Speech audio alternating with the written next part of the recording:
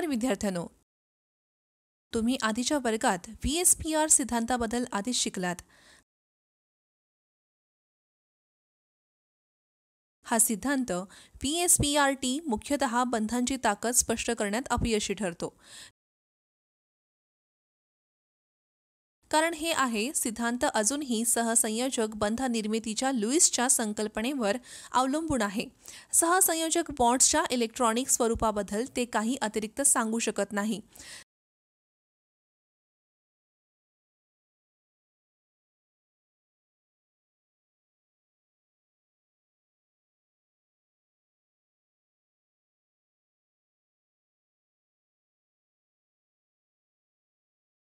सहसंयोजक बंधनाचे वर्णन करण्यासाठी आज आपण व्हॅलेन्स बॉन्ड सिद्धांत नावाचे क्वांटम मेकॅनिकल मॉडेल शिकणार आहोत, जे लिनिस पॉलिंग 1954 यांनी सुचवले आहे.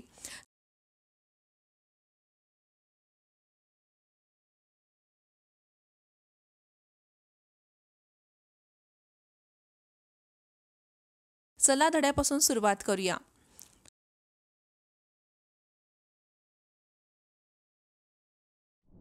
तुम्ही शिकलात VSPR सिद्धांत सिडविक आणि पॉवेल यांनी मांडला होता.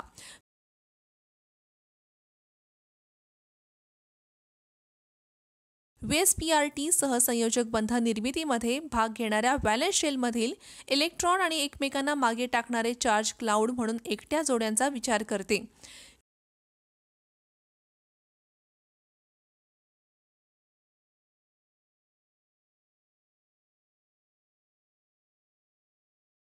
VSPR सिद्धांत रेणूच्या भूमितीचा अंदाज लावण्यास मदत करतो.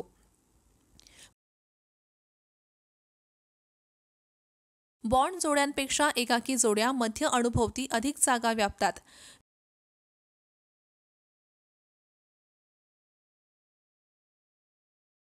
VSPRT मुख्यत्वे बॉन्ड्सची ताकद स्पष्ट करण्यात अपयशी ठरते.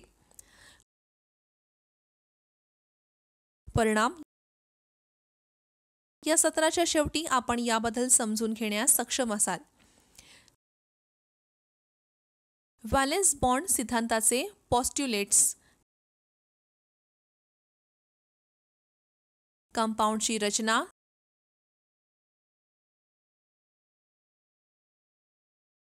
संकरीकरण, महत्त्वाचे शब्द कक्षा,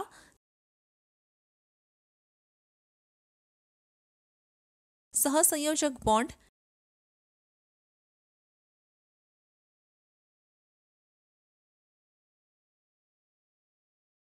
इलेक्ट्रॉनची बॉन्ड जोडी,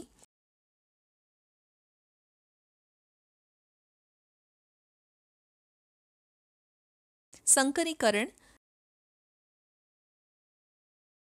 सत्र सुरू करण्यापूर्वी संकल्पना नकाशा पाहूयात.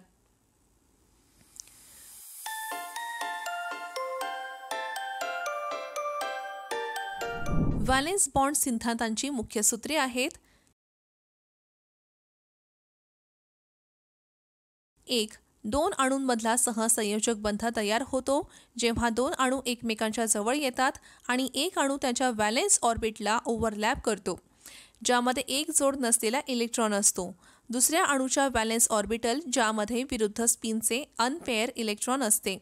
ओव्हरलॅपिंग ऑर्बिटल्समधील तथाकथित जोडलेले इलेक्ट्रॉन दोन्ही अणूंच्या केंद्रकांकडे आकर्षित होतात. हे दोन अणू एकमेकांना जोडतात.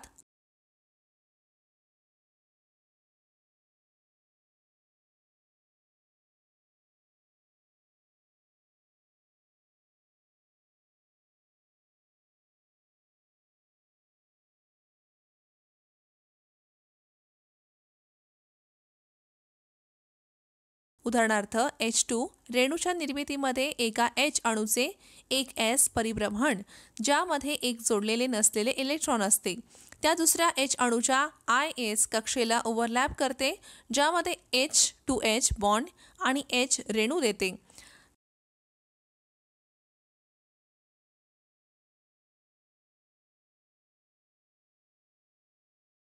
H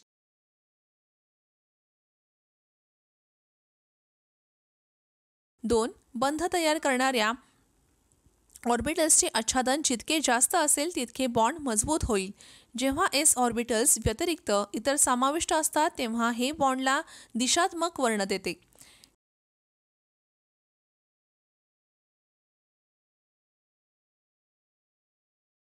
4.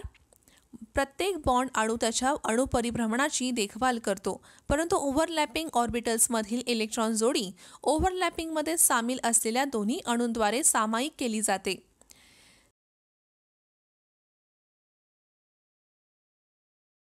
जर दोन अणू त्यांच्यामध्ये अनेक बंध तयार करत असतील तर पहिला बंध आंतर आण्विक अक्षाच्या बाजूने असलेल्या ऑर्बिटल्सच्या ओव्हरलॅपिंगमुळे असतो, जो मजबूत सिग्मा 6 बॉन्ड देतो.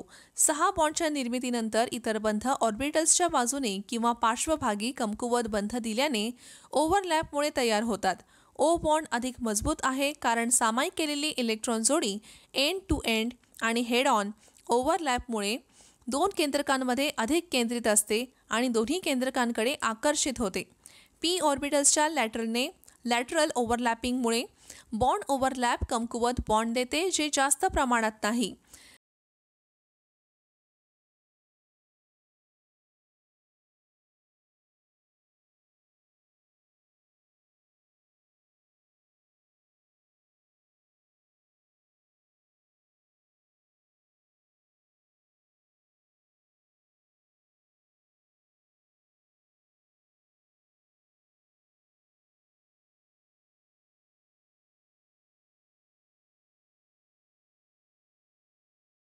Cl2 रेणूच्या निर्मितीमध्ये एका क्लोरीन अणूचे 3pz ऑर्बिटल ज्यामध्ये एक जोडलेले नसलेले इलेक्ट्रॉन असते दुसऱ्या क्लोरीन अणूच्या 3pz ऑर्बिटलला ओव्हरलॅप करते, ज्यामुळे विरुद्ध स्पिनचा एक अनपेअर इलेक्ट्रॉन असतो.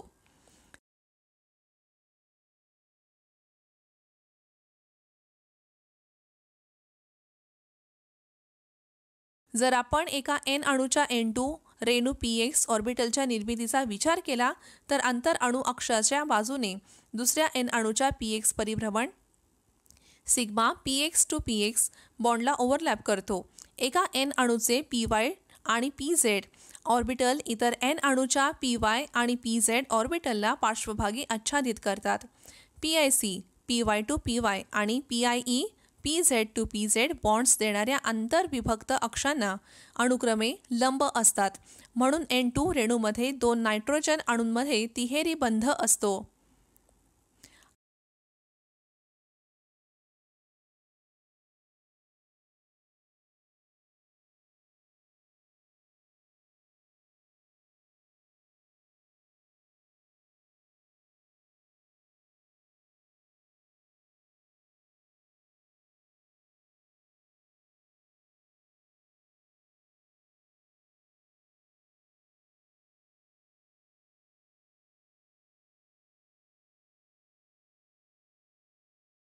आता आपण BeCl बेरिलियम क्लोराइड रेणूच्या निर्मितीबद्दल चर्चा करू.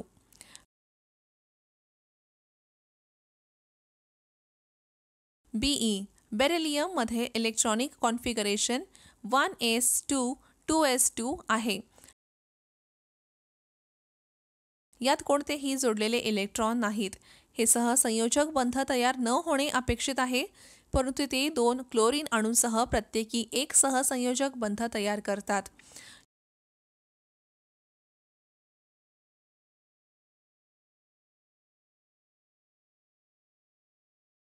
याचे स्पष्टीकरण करा. बेरिलियमसाठी एक उत्तेजित स्थिती सुचवली आहे, ज्यामध्ये 2s मधून इलेक्ट्रॉन 2px पातळीवर सरकतो.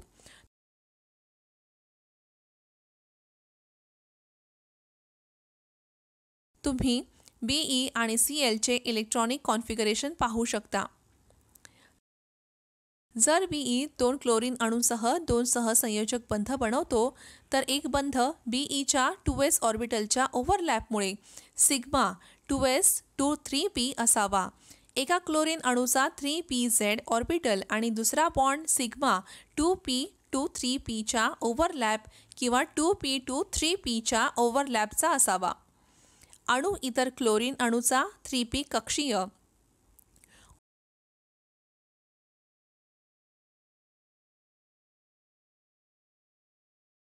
ऑर्बिटल्स ओव्हरलॅपिंग भिन्न असल्याने 2BCl च्या बॉन्ड सामर्थ्य भिन्न असणे आवश्यक आहे.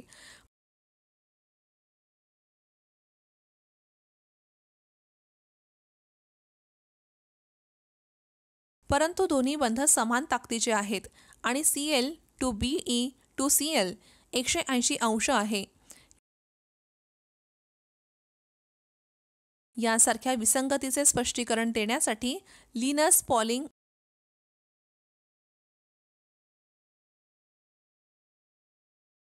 1931 यांनी अणुकक्षांचे संकरितीकरण नावाची घटना मांडली होती.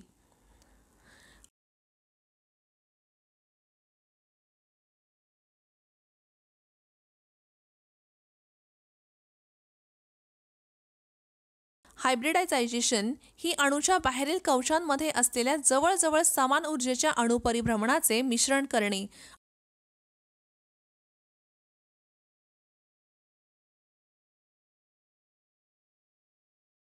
आणि त्याच संख्येच्या कक्षांमध्ये त्यांचे फेरबदल किंवा पुनर्वितरण करणे ही एक घटना आहे.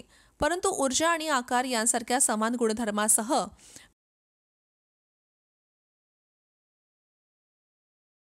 बी अणू त्याच्या उत्तेजित अवस्थेत त्याच्या 2s ऑर्बिटल आणि 2px ऑर्बिटलला अनुमती देतो.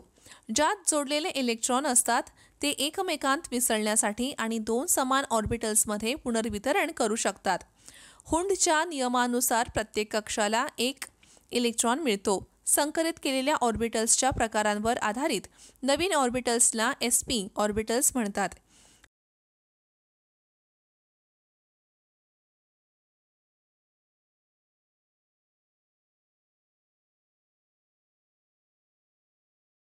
Beच्या 2 sp ऑर्बिटल्स 180 अंशने विभक्त होतात.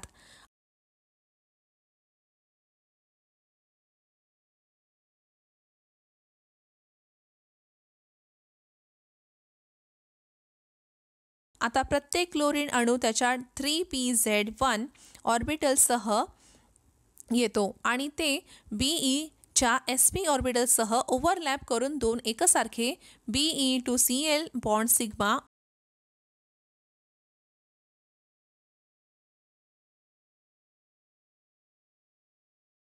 OSP to P बॉन्ड बनवतो.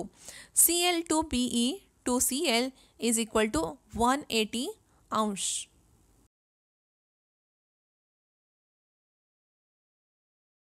तुम्ही शिकलात अणूमधील व्हॅलेन्स शेल इलेक्ट्रॉन्सच्या सामायिकीकरणाने तयार होणारे रासायनिक बंध जेणेकरून दोघेही त्यांच्या व्हॅलेन्स शेलमध्ये ऑक्टेट किंवा ड्युप्लेट मिळवू शकतील त्याला सहसंयोजक बंध म्हणतात.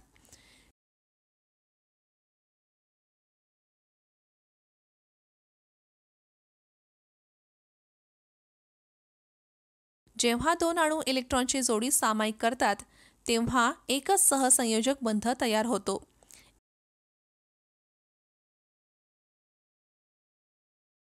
इलेक्ट्रॉनची प्रत्येक सामायिक जोडी एका सहसंयोजक बंधाच्या समतुल्य असते.